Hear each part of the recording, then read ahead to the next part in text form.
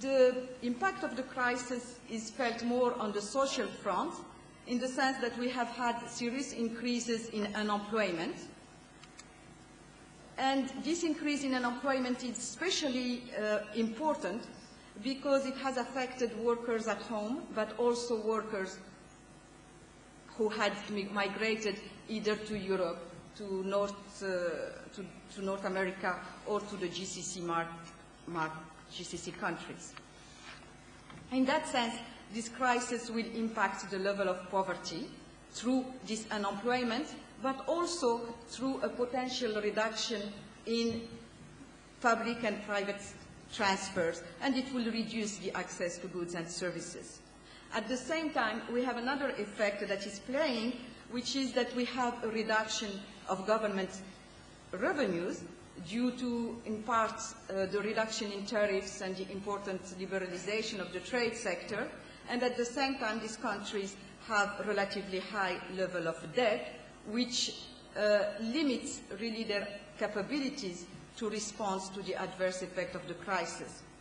And the resources that the Arab oil importing countries have available may be insufficient to compensate for the job losses and all the negative effects of the crisis.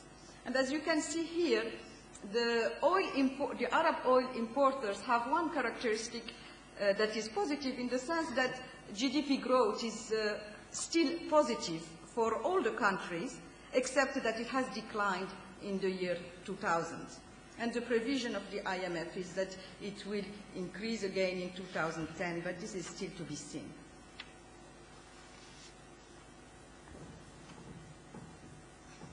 When looking at the difference between the oil exporters and the oil importers, one important difference is their ability to respond to the crisis. And the crisis responses are conditioned, of course, by the initial positions of the countries.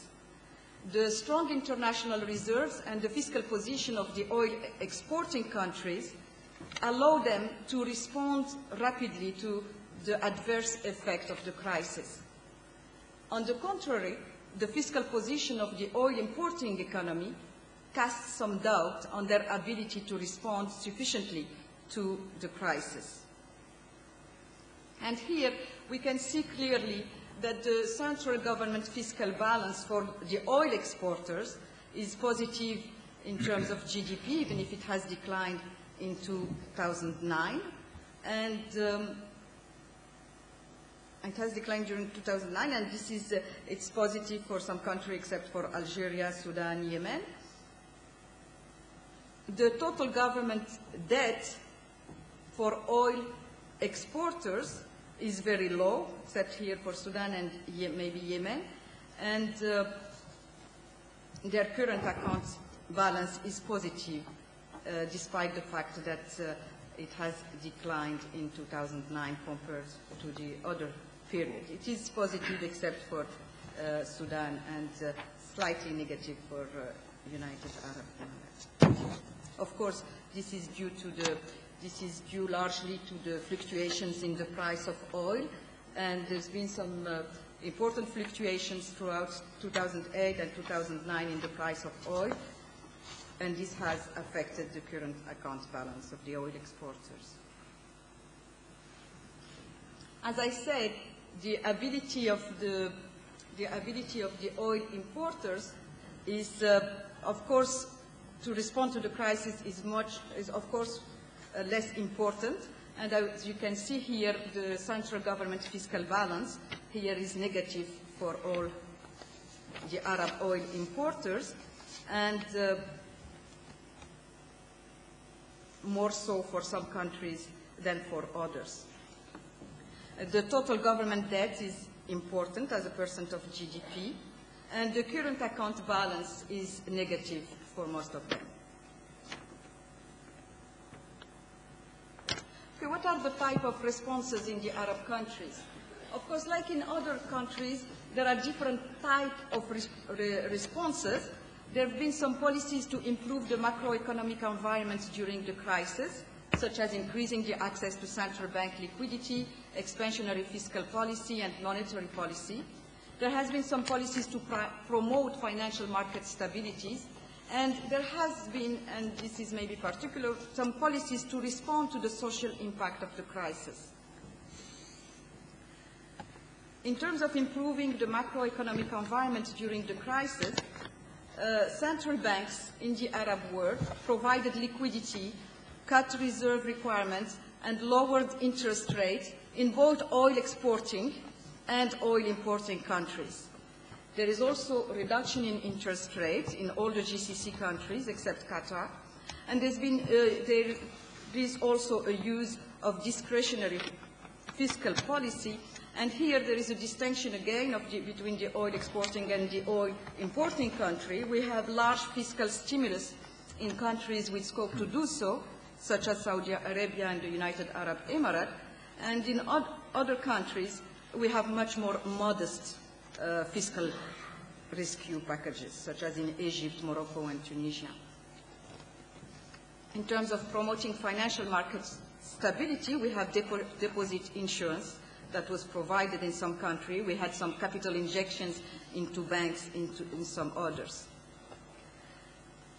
There's been some response, some attempts to respond to the social impact of the crisis, and these responses again depend on whether you have lots of means or you don't have a lot of means. And there are some efforts at employment creation and protection.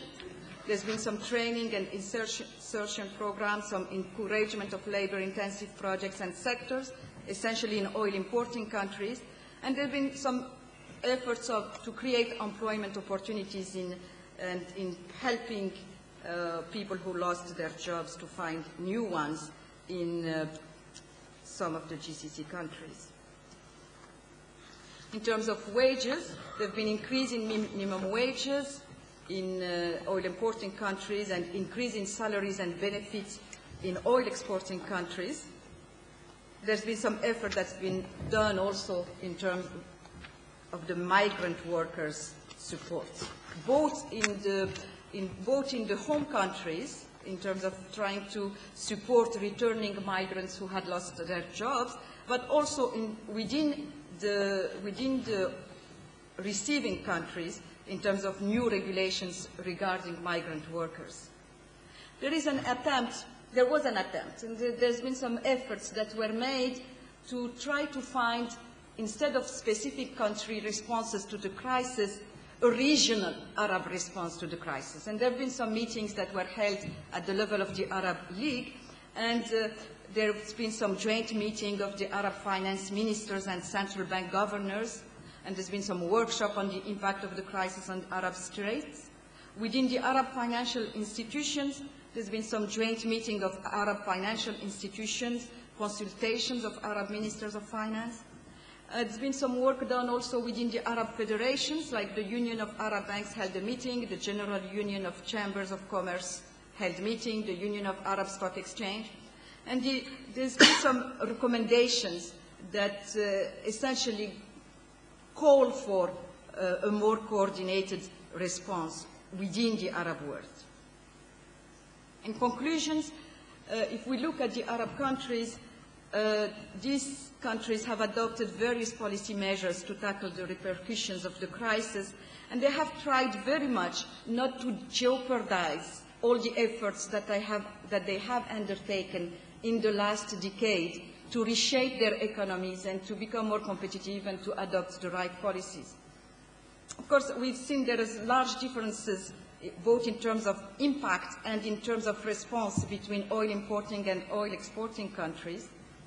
There is a need for not only reactive actions, but structural changes to reduce vulnerabilities to external shocks. And this is one of the lessons. If we look at the policy response, it seems to me, when I read them, that they are very much reactive rather than trying to go into things that would correct for sensitivity to external shock.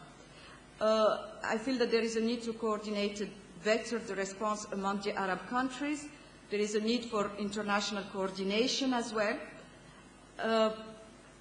One of the things that puzzles me is, and that I think we need to look at, is the impact of the fiscal stimulus packages in the countries that have the resources to do so on the countries that do not have enough resources.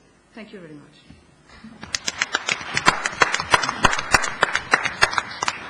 Thank you very much indeed, Mona.